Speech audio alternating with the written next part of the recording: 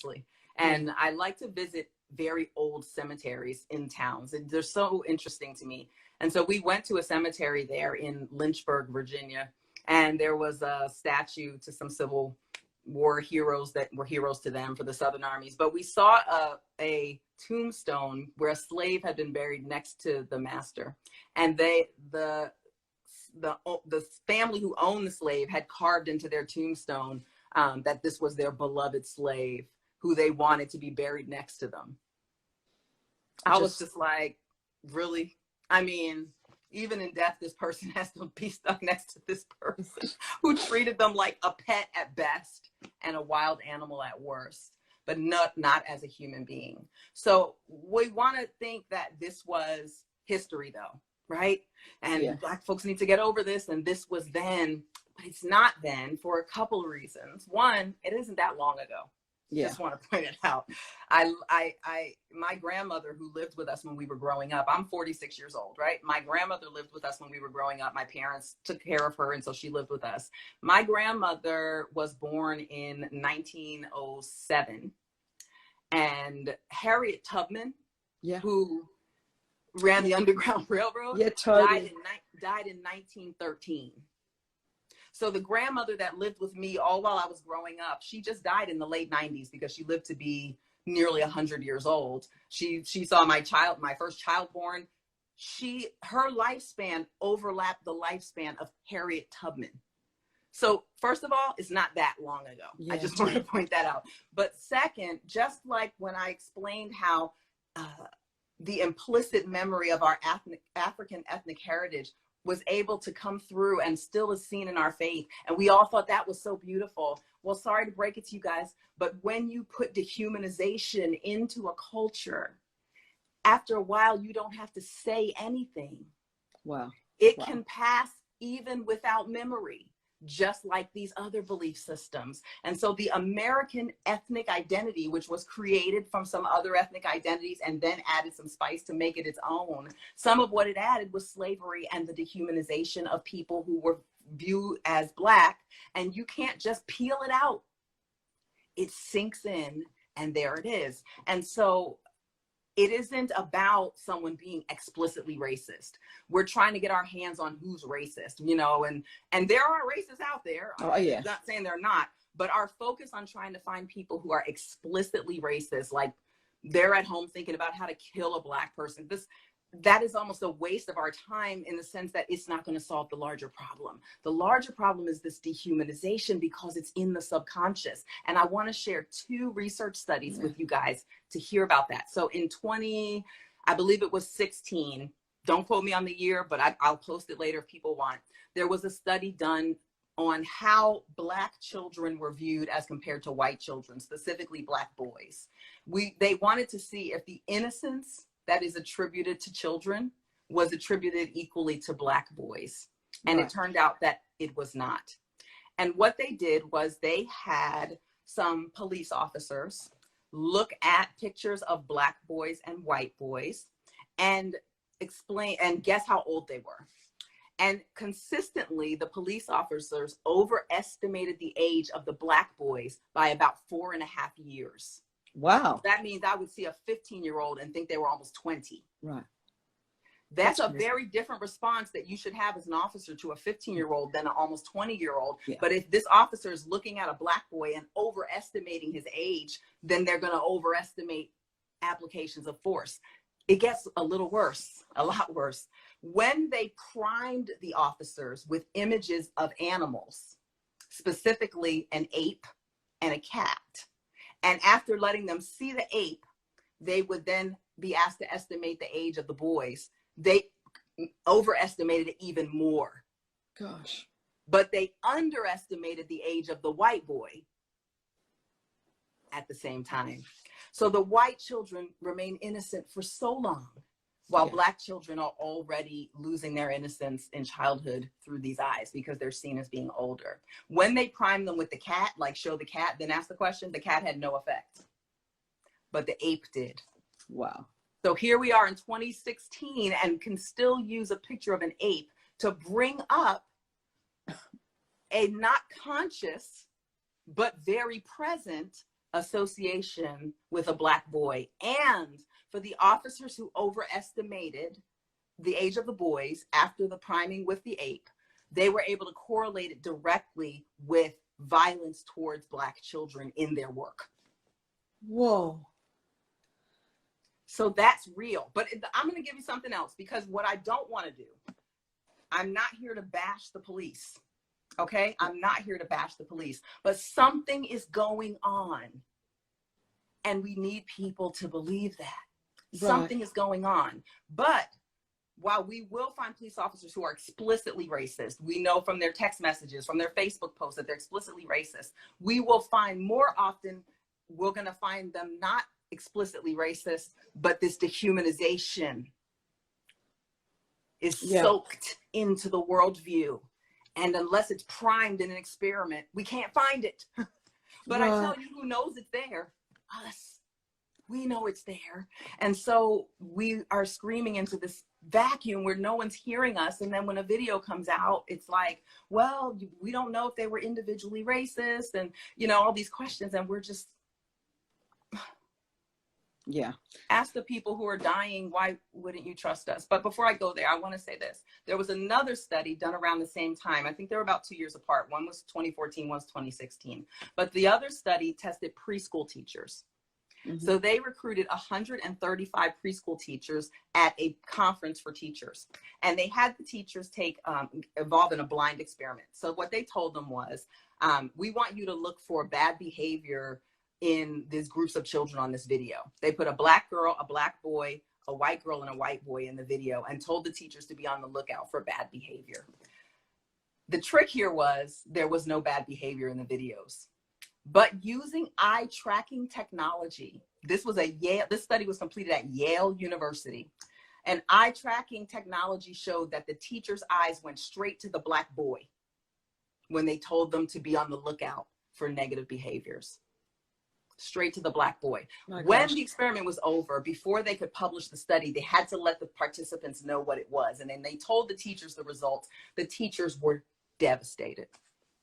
They didn't know they were doing it. And they gave them the option to withdraw their data from the study because of the nature of the study. And only one teacher decided not to let her information. The others were so ashamed and so stunned that they were like, this information needs to get out there. Wow. And so that means when my son is in preschool, he's being watched more intently for bad behavior. Well, if you're staring at something, eventually you're going to see something, right? Totally. But if I'm never looking at the white boy or the white girl, and then even the Black girl, so even with Blackness, there's something more terrifying about our men in preschool.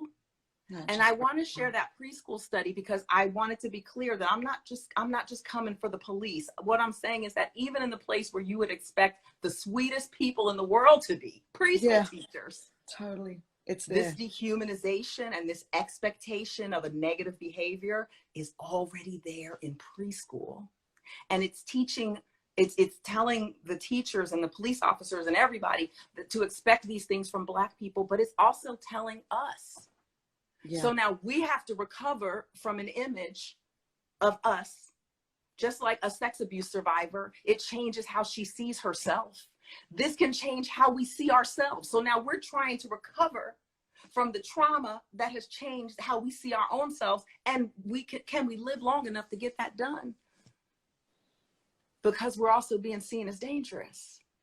Right. And so when we talk about preschool, that's horrifying because we're shaping it from scratch. But when we talk about people who have the authority and the means to kill, this is dangerous. For sure. So I'm not saying that it's limited to police officers. It's not racism. It's not discrimination. It's dehumanization. And we've got to get our hands on that. Now, let me tell you how that then intersects with this belief problem. Right, yeah. So now I have a police officer who has to decide if he's fearing for his life. And it's bringing up this dehumanization script that is soaked into the worldview. So he may not have a conscious idea of it. Right. And so he's more likely then to respond with force to someone who's dangerous because they're subhuman animal strength, right, is going to kill them. And then when that happens, then my white brothers and sisters in Christ grab their individuality and their power thing, and they say, well, it may have just been an individual situation. I don't want to come against authority. Let's wait and see what comes out. And the very fact that you could, without a broken heart, say, let's wait for the facts. It'd be different if the tears were streaming down people's face, like, this is so awful, but I just don't want to jump to a conclusion. But it's just, I've never seen anyone say, wait for the facts, who looked upset. Wow. Which means dehumanization is at work, even in that moment. So that means that I have white brothers and sisters in Christ who I love personally, but who also have this somehow has snuck into their worldview, and they don't realize it. Mm-hmm. And this is the thing that's so important, because if we don't look at how worldviews intersect with this problem, we will spend all of our energy trying to figure out how to find obvious stuff, and we'll never really solve the problem. That's the key. Which is, we have to figure out how this system is being perpetuated, not on purpose. Yeah. Because having good, I say this about relationships, and now I'm going to say it about race. Having good intentions toward me doesn't mean that you're not bad for me. So just because your intentions are good doesn't mean that you're not dangerous to me. And that's why we can be in the most diverse church in the world. And we have so many more large, diverse churches now that many of them have white pastors and a very diverse congregation. We don't as often see Black pastors and a very diverse congregation. That's a side note. But this is how you can have that diverse congregation, and we're all sitting next to each other and worshiping and doing everything, and you think everything's good. And then when something like this happens and we get upset, then it's like, oh, I didn't know you were racist. It's like, I'm not racist, but you just don't see me. You've never seen me. And I've learned to exist in a way where I'm hidden enough to be safe, but I'm still here with you. Yeah. And I don't, and we're so traumatized by this that our expectations have gotten so low. This last round, this is a changing point.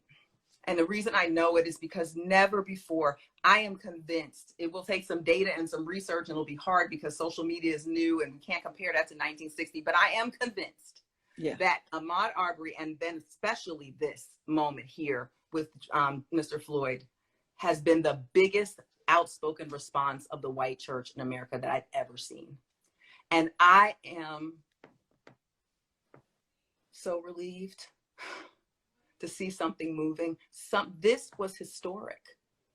When Dr. King said, in the end, we won't remember so much the words of our enemies as we will the silence of our friends. Throughout history, this has been a stake in the heart of the Black American member of the body, that we are being wounded again and again, and no one is suffering with us. We've been speaking the language of culture and worldview, and doctrine, but not body language. Not realizing this is a member of the body that is being wounded over and over again. As I said if you watch my whole video about African American prayer, I said in that really Black Americans are the only group of Christians to ever be persecuted on American soil. First, we were whipped within an inch of our life for trying to practice Christianity. Then they tried to force us into practicing it, but they didn't want us to practice it our way. So you can't bring your African to it. Sit still, be quiet, don't make noise. That's not decorum. No, that's not a cultural way of expressing emotion. Right. So we were being restricted culturally from how we wanted to worship. And then tried to pray in a church that's all white, pulled off the pulpits, thrown out into the streets. So we had to start churches of our own. And then when they came for us during Reconstruction and during Jim Crow, what do? They burned down our churches and they burned crosses. So they used Christian symbolism to terrorize us. We have been religiously persecuted on this soil as Christians from the start. We are part of the body. And we have been persecuted as a group of Christians We are the most religious group in the country. And overwhelmingly, I'm talking at like plus over 90%, we embrace Christianity as our faith. And even among the Black people who have been researched, I'm talking stats now, who say they aren't religious, they still go to church and still quote the Bible. So even when we say we don't believe, we still believe. Overwhelmingly, we are Christians. Every time you see a Black American, there is an overwhelming statistical chance that that person is a Christian. From George Floyd on down. I don't know him personally, but I'm telling you statistically, if they were going to identify religion, they will say Christian. If they don't say Christian, they'll say, I'm not really religious. But if something happened, they'll call the pastor. I'm telling you. Yeah. We are members of the body, and we have been persecuted either directly, or we have been persecuted by being ignored and questioned and not believed. And suffering at the hands of our own brothers and sisters in Christ. And so that is why this is about the body. This is about body language, because we need the whole body to suffer with us. We have rejoiced with you. Yeah. Will you suffer with us? I'm sorry. Just trying not to bore my eyes out. I'm just so sorry. I'm just saying that is why this is about restoration. You said that you and I talked, I'm just trying not to bore my eyes. I'm just so sorry, but about not using, and I really resonated with this with you, the word reconciliation, but restoration, because you can't reconcile what was never conciled in the first place. Yeah. This division has been going on the whole time. There is no anything. And I don't say that in any disrespect to people who have used that phrase, because that has been the only word we were able to find. It's a very Western construction, because reconciliation is about the individual interpersonal relationship, right? Yeah. And so now, I said this earlier, and I want to go back to it, that we can see the things about people that are most beautiful when they worship. When all our powers are being used for good in the presence of God, we see beautiful things. So this is what I see that is so beautiful about what we would call the white church. And I don't, for lack of a better term, I see beauty in the way that interpersonal relationships are treasured. It's beautiful, like beautiful. And that authority thing in his presence and its beauty turns into obedience to God. There's such a commitment to just being obedient to God, you know, whether it's sometimes feels a little cold and harsh, predestination-y obedient, or just like sacrificial obedience. But like, man, I just want to please God individually. It's so beautiful. They want to do the right thing. And even when I work with Christians who are white, very often as a therapist, if they're having a mental health problem and they're worried that it means that something is not right with their faith, they'll worry that they've done something wrong to have this problem. Yeah. When I work with Black Christians who are worried about it, they worry that they have not understood the truth of the Bible enough. So they want to understand better. Truth is the emphasis. And then my white Christian clients want to do better. So one group is about knowing better and one is about doing better. And you know what? I can't do better if I don't know better. Yeah. So we need each other, because we're really good at knowing. And so I want to point that out, that I think I see beauty in all of these expressions, but sometimes we run into each other in a way that doesn't work. And so when we are having these issues and we talk about reconciliation, that's an individual level concept. That's about interpersonal relationship and forgiveness interpersonally. And so it's like two people who had an argument coming back together. Yeah. But this is not two people who had an argument. Reconciliation implies that we are on the same footing, but there's a power differential in this relationship. And this is what's important. Yeah. And that, absolutely. And in the power differential, the trauma has been committed. So when you rescue A21, rescuing tens of thousands, 1 million, I have no idea. I know you're making all this massive difference. When one of those girls is rescued from sex slavery, is part of your first plan to broker reconciliation between her and the man who traumatized her? Of course not. No. Of course not. They are not on the same power level. And this girl is traumatized. And now you want to drag her in front of the person who traumatized her so we can have this reconciliation conversation? No. Are we going to start talking to her about how, you know what, the first thing you need to do is forgive the people who abused you? No, you're not. So we intrinsically know how to respond to someone who's been traumatized. But what we need to recognize is that Black Americans as a group have been traumatized in a specific, systematic, dehumanized way. And that's what makes us different, because people always say, well, all kinds of people have racism. Absolutely. There's racism. After 9/11, Arab Americans suffered terrible racism. Our Mexican American brothers and sisters and other Latino, terrible what's happening right now. All of that is real. The Chinese have had a period of history when they were put in camps in California. I hear all of that. But this systematic, it was on the books as law. Accompanied by this dehumanization over hundreds of years in a way that allowed it to sink into the subconscious, has not happened to other groups quite like that, except maybe for indigenous peoples. But that dehumanization of them has not been associated with this animalistic danger. And so we have had a unique experience. I'm not saying we're better than anyone or someone, but if we can solve this problem, I promise all the other problems are going down like dominoes. So, you know. I'm with you. That's right. And you've got to name it for what it is. You can't change what you won't name, and you can't. Dehumanization. And so now we have to begin to challenge ourselves. But back to the trauma. I want restoration. I want healing. I want all the parts of the members of the body to rush to where this wound is and do it with what we call a trauma-informed approach. This is great. Let me just, I know so many of you are listening, and this would be resonating with you in the way that it did with me when we go to 1 Corinthians chapter 12, one body, many parts. And the fact is, I think we've not understood, you know, parts that are unseen need to be honored. And so you're talking, the whole thing today is called body language, and it's shaped around that. I think theologically, and for a lot of Christians, this imagery is going to help them understand why you don't just get over it, a massive gaping wound that constantly is being ripped open.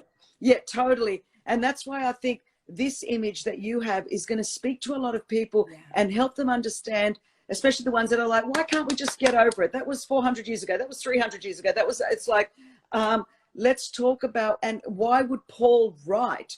Who is he writing to when he's saying when one part of the body suffers, we all suffers? And the members that we think don't matter really do matter. I'm thinking, can somebody think about, I mean, you've made me rethink that text in such a powerful way. He wouldn't have written, don't write off other body parts because they don't look like you or sound like you or function like you, if we weren't going to do it.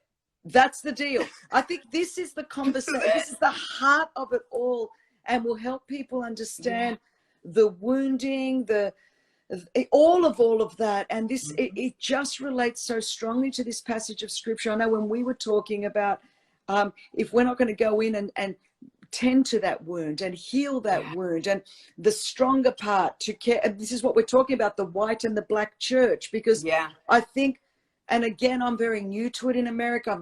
I'm not the expert. You are. That's why I'm talking to you. And I haven't grown up in it or lived in it. But if we're not going to run to our wounded parts, we're not even biblical. We're not even doing what 1 Corinthians 12 says. And if we're just dismissing it and going, man, or you're embarrassed about that part of the body, or you're trying to ignore, or, you know, and I've looked at all the different kind of approaches, and I'm like, why is anyone embarrassed? Why are they trying to silence it? Why, if we're not worshiping, or why will we not hear the lament and the cry? What is so wrong with our ears that we don't want to hear your cry? I mean, why do you think that is? At the end, the biggest thing that I want my white brothers and sisters who are listening tonight to hear, the reason I started this journey was because I was a graduate student having a conflict with the head of my department. I wanted to do faith and mental health work, and I wanted to apply scripture in a way that my department head felt was unacceptable. And so we were going back and forth about the Bible, and I was becoming so distressed. because I knew this man was not actually a racist, right? I had been to his house. I had dinner with him. We'd had so many conversations trying to work this out. I had to keep believing here in my head, this man is not a racist, but it felt, everything in me said, I am in the presence of a racist problem. And there were only a few Black students in the program, and they were all struggling in the same way that I was, that the concepts that we were bringing and the way we wanted to do research and the way we wanted to apply our Bibles to our work was being rejected based on doctrinal claims. And so I'm just like, God, finally, I was at that time also receiving from God some of the greatest revelations of my life. God was showing me things in the word that were blowing my mind. For people who've heard me preach the Good Ground sermon at Bishop Jake's church in February, these concepts from that were coming to me then. This was in 2005. God was downloading stuff that was freaking me out. I was calling my parents like, am I losing it? Or is this really in the Bible? The revelation was so good. And then I start having this pain from this relationship with my faculty director. And I'm thinking, I can't afford to be angry right now. Wow. If I let the anger that I'm feeling overwhelm me, I was scared that I would not be able to hear God. And that revelation, I couldn't risk it. And I fasted. I literally fasted. I said, God, I know he's not a racist. I know he's not looking at me as a person who he doesn't like, but the outcomes of his decisions are having racial effects. So you have to tell me how racism is perpetuating without intention. Because if I can't understand this, then racism's all I got. And then my heart's going to be hurt. I'm going to be traumatized. I'm going to be angry. And I'm scared I won't be able to hear you. And because I wanted to not hear the voice of God. And let me tell you, we all have issues in our flesh. I can get mad. And so I was willing to crucify that part of me to be able to hear God on this, because I didn't want to not hear him in other places. And so this work was born out of that place for me. And so I do believe when my white brothers and sisters in Christ are like, I'm not a racist. I'm here to tell you, I get it. However, now that I'm explaining to you how certain belief systems have been soaked in and you didn't realize where they came from, so you thought they were biblical. And so then you thought your thing with authority was biblical. And so now you're giving me all these scriptures about the king and subject to the authority, and God puts the kings in the place and authority, and you're overemphasizing that. Right. From a cultural perspective. This is so important that our worldviews are not mutually exclusive. There's only a certain set of human behaviors in this world, right? Or human values. Yeah. And so all humans have certain values. Worldviews are differentiated not by their components, but by emphasis. And so all of us want to be free from physical pain. All of us want to be free from emotional pain. But one worldview may put so much emphasis on the emotional pain that they almost stop even talking about physical pain. Not that they don't have it, but the emphasis is there. Right. You see what I mean? Yeah, and so this emphasis on authority then attracts them to scriptures about authority. And when something goes wrong, they use authority to try to understand it. But then when you're dealing with a group who does it a totally different way, and this group is disempowered, now my worldview has become a demand. And it is becoming the voice of my Bible. And that's not right. So now I'm dealing with the teachings of Jesus and the doctrines of men, and it's getting all mixed up, and nobody meant to do it, but it's happening. And it's the statement of faith. And it's the Christian worldview I'm being taught. And it's the way that we're supposed to do Bible. And then when we do find a diverse pastor, now I'm about to get in trouble. Now, when we do go and find a Black staff pastor for that white-led diverse church, but we only picked the one that went to the theology schools that we did, who drilled in a worldview that matches ours, and so that person has their worldview even though they brown on the outside, and so then they come in, so we don't really get a shift in thought because a perspective is not genetic. Right. And so there are going to be people within groups, particularly in a country where we're all mixed together, who may pick up worldviews. I was educated in a Western worldview. I had to unpack this to be able to see. And so finding someone who believes exactly the way you do, who happens to be a different tint than you are, has not diversified the situation. Yeah, for sure. Right. And so we got to do things differently. So I don't want to miss this part because I know we're already over time, although it looks like everybody's still with us. There's like no one's going anywhere. Yeah. So when we talk about, there's two things I want to get to. When we talk about this trauma-informed approach, many churches have probably heard of this. This is the way that we're doing work in the mental health field right now. I designed and taught a course on trauma-informed care. This is a very important thing. It means that we approach people with an awareness of their wound. And our expectations are tempered by that wound. And our way of relating with them is tempered by that wound. So if one of the women that you rescued had to go to a safe house, and for some reason, there were only men volunteers available. I know that, but let's just say that's not going to happen. But right, but that's not going to happen anyway. Right, but let's say it happens. Yeah. So this woman who has been trafficked and abused by men is now in a house that's keeping her safe, that's staffed by men. And if she came in and started getting scared of them every time they moved, would they be offended? No. Because they know this woman has been abused and traumatized by so many men that when she sees a man, her heart gets a little racing because she's scared. And so if she sees one coming and she throws something at him, if she sees one coming and she attacks him or yells at him, they're not going to be like, why are you yelling at me? I didn't do anything to you. It wasn't me. That man's going to know she's acting out of her trauma with being traumatized by people who look like me. And so then he's going to stay in that place and be a safe space until she begins to realize that he is actually a safe space. That's a trauma-informed response. A trauma-informed response doesn't ask, why did she do that? Or why did they do that? A trauma-informed response asks, what happened to them? Right. So when you post about Ahmaud Arbery, and it's a big deal because maybe it's the most explicit you've ever spoken out about it, and a Black woman posts a comment that says, well, it's about time a white woman said something and it sounds harsh and offensive.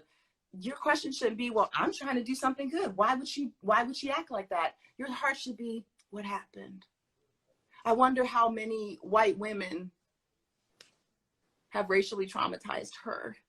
Yeah, that make me not look like a safe space. And shouldn't that make you want to show her inconsistent behavior over time? Because you know she's been traumatized. You wouldn't start talking about reconciliation. You start talking about healing. Yes. Gotta talk about healing. And so that's what I need to be understood.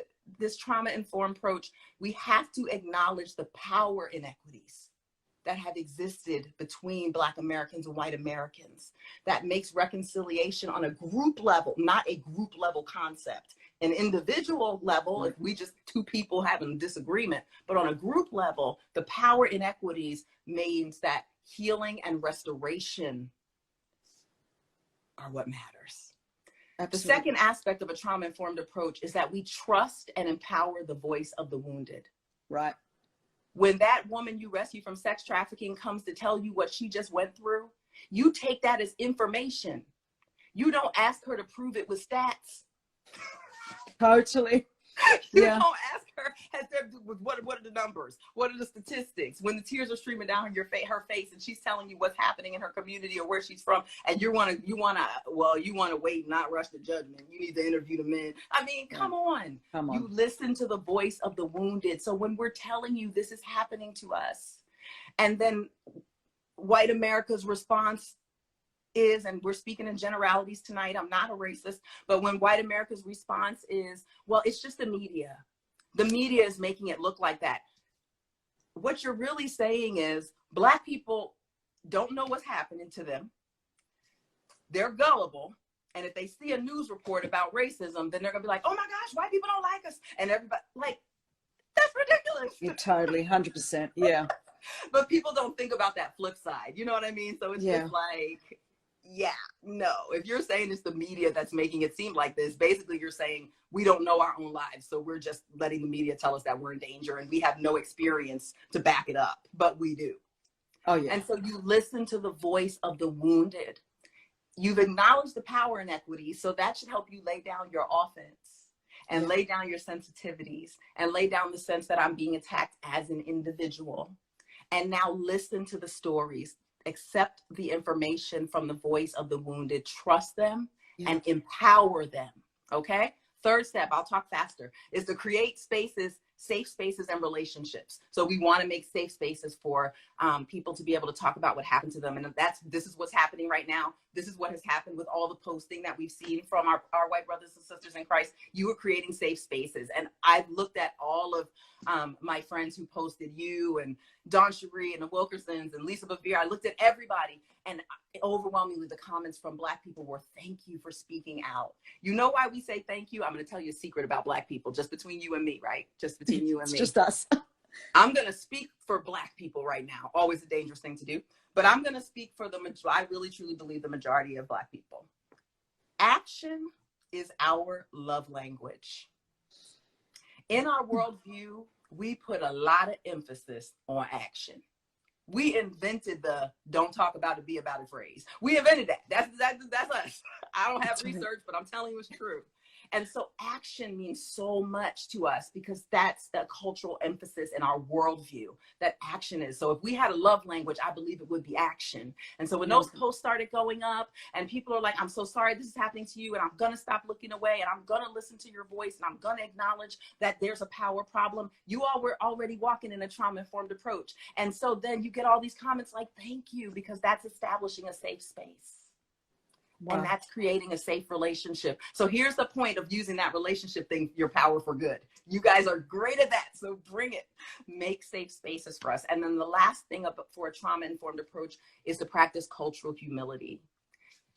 Just got to keep laying down your cultural perspective. And it'll be easier after tonight because I've helped you see what your cultural perspective actually is. So you thought it was your theology, but now you realize it was actually your culture emphasizing a dimension of scripture to define a doctrinal approach and a view and a Christian worldview. That was actually a cultural issue. And that's why I say we're not having a theological argument, we're having a cultural argument. And that's what God told me with that professor that I was under. That he told me, back away from the Bible, lay down the scripture, stop having a scriptural argument. I began to study the culture that he was from.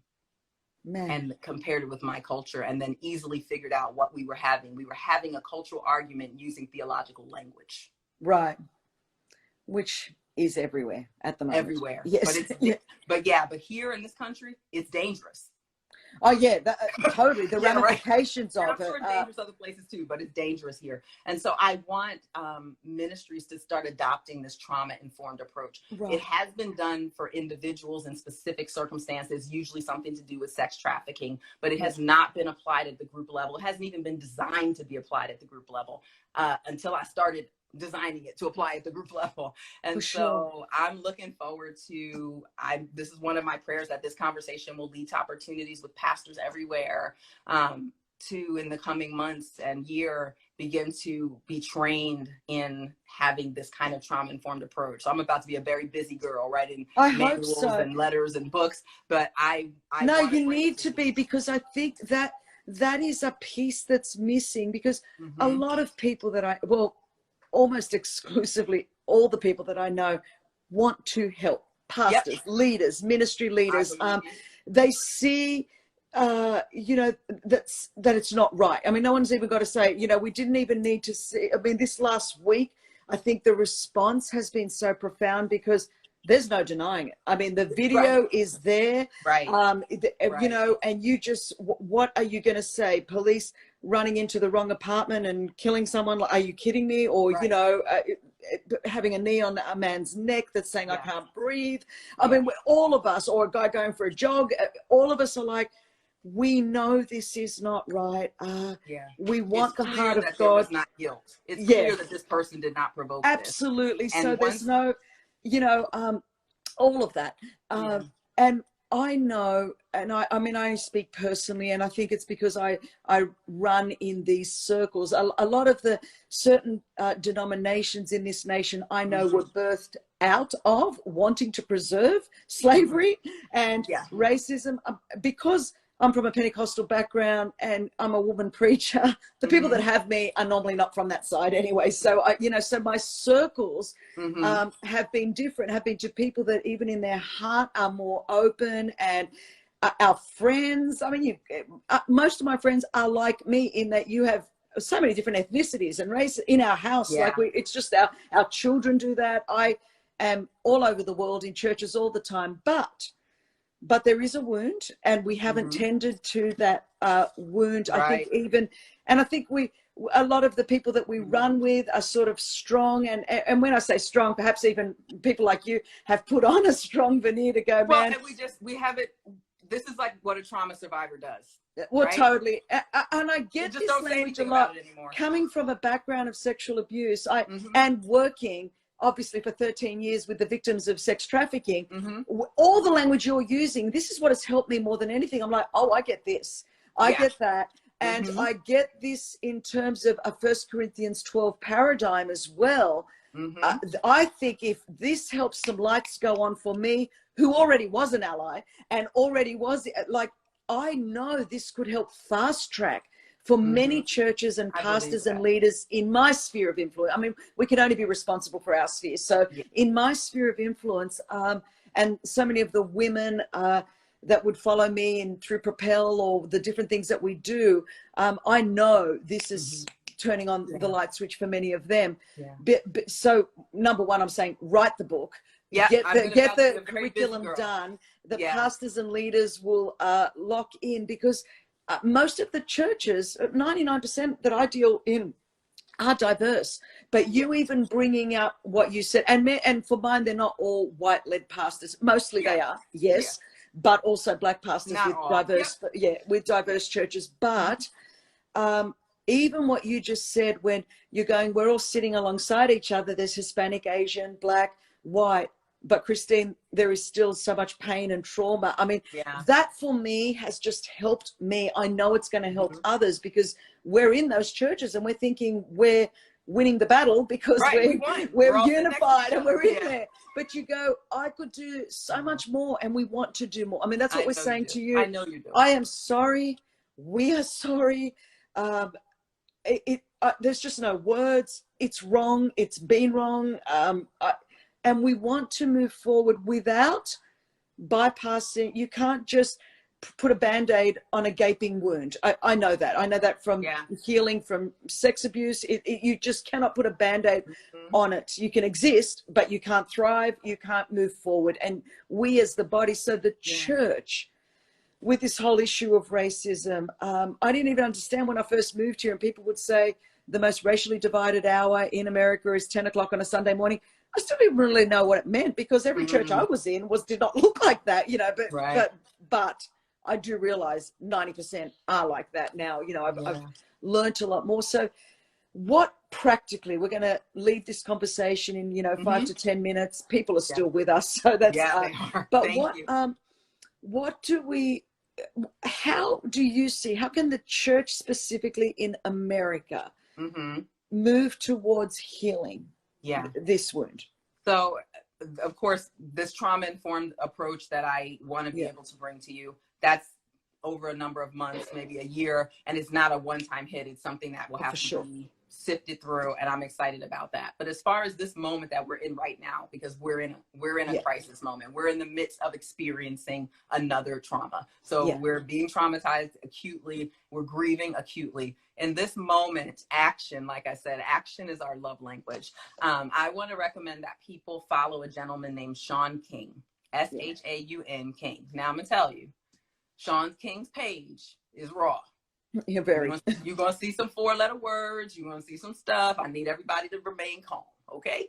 The page is raw. But his movements to help get justice for unjustified police killings works. He got the Ahmaud's killers arrested, putting tremendous pressure on this work now with George Floyd, still working on Breonna, because she hasn't gotten we haven't seen movement in her, and because it gets out of the news, people forget. And so he's doing amazing work. He'll let you know where to sign the petition, what phone call to make, and leave a voicemail demanding that this investigation happen, that this arrest happened. So you can make those calls, you can send the emails, you can click on and sign the petitions. It matters. And he will tell you what to do explicitly.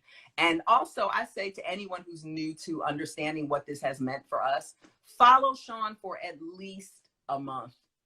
turn on notifications so you never miss a post. When you see how much he is constantly having to report on what's happening to us, it will blow your mind. You'll want to turn it off because it's so painful. But when you want to turn it off, I want you to remember that we can't turn it off because we live it. I think it will be so educational, but it'll also tell you what to do right now. Two people out there who have written a lot about race in the church, Miles McPherson, a lot of you know that name, Latasha Morrison. She has also been out there for a long time, and she has a Facebook group called Be the Bridge that I actually joined when it first started. I'm not much in any group right now because my life is so busy, but I thought it was a beautiful space because it's really a space where people can ask questions and get educated, and not be as nervous, because the expectation is we're going to come here and have the hard conversation. So jump on Facebook, join Be the Bridge. It's a private group. They're going to ask you a couple questions before they let you in, answer questions. At least when I joined, they did. I might be behind. But both of them have done amazing work. And so those are great places to start. So that's 3 things that you can do. And just love on us in our language, right? Action, action, action. Do the things that Sean said. Check out those people. Stick with me. I'm going to continue to be posting this and talking about this. And I said so much tonight, we could do a 6-time series to break it down into pieces. Let me know what you want to hear about while I'm writing so I can include it. And I can't wait to get this information to pastors and start doing these trainings. Stay with me. Stay with you. Post, speak, cry aloud, and spare not. It will. And I'll post a lot of the books that I've read. I've done that throughout, but I'll update it, and it really does help. And so I want you all to know, you know, I said to you a few weeks ago, and I think before even all of this, that I've been on this intentional journey. I certainly wanted to know that I was living it before I started, you know, even bringing people along that journey. But I want to give you all hope. And, you know, of course, you're going, it's Chris Kane, it's going to be hope. But yes, it is going to be hope, because I do believe that the needle is beginning to move. And, you know, there is a long way to go. There's no way I'm speaking on behalf of anyone, but I am saying I get across the breadth of the church, and the momentum that I see and have seen, and I mean, it's very early days and it's small steps. You just kind of get this sense that I think we could be on the verge of real change. We're there. I believe that. We're there. We want to learn from you, Anita. I love you. I thank God for you. So much. I'll forever thank my friend Sarah Jakes Roberts for bringing you into our world. And Sarah has, you know, you've all got to find a friend. Sarah helps me so much with the wording in my posts, and just someone to, you know, we all need that, because many of you out there, you're like me, you're kind of like, I'm a bit nervous, and what if I say the wrong thing or do the wrong thing? And here's the deal, we will. But if I can have kind of a layer, and I'll go to you and I'll go to Sarah and I'll say, please help me, and how do I say this, and what can I do? And I think that's the major thing. And of course, anyone that follows me is very action oriented. You've already got your kind of people, because, you know, I'm going to make you very uncomfortable, whether it's this issue or 10 other ones, is like, we are, faith without works is dead. And most people's faith is not working because they don't put their faith to work. So you know, it's all in there. You're going to get all the works language with me. And always, you can then have Anita, who's in the work of the Lord. That's always it. Anita is the therapist. She'll have you sitting at the feet of Jesus. She'll affirm you, and he'll love you. And I'm going to be like, get up off your butt and let's go change the world. So there you go. Sister, we love you. I love you. I couldn't say it anymore. You know, my heart, you know how sorry I am. And I'm in this. We are in this for the long haul. And we're going to be strategic and do different things. And the sooner you write some stuff, the sooner I can get it out there.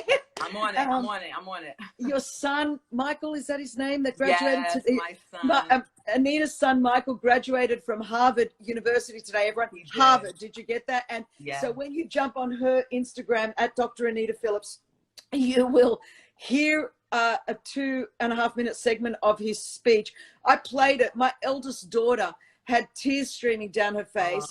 And then we all just went, we are so white. Why can we not say that? But it's what a powerful speech. What an honoring of you. And like, if that, the kind of mom and dad you guys obviously are, to raise a stellar son. I mean, I'm thinking I want to put his speech on my account because it was just gold. I mean, Martin Luther King Jr. I was like, the future. I feel good about the future after listening to him. So thank you. Anyway, I better wrap this up. We've gone way longer. And they're still pretty much with us, but I know, I love that. I love you so much. And thank you for we'll talk me. again. Talk soon. Bye, See you, my friend. Bye-bye. Goodbye, everyone. Thanks for being with us.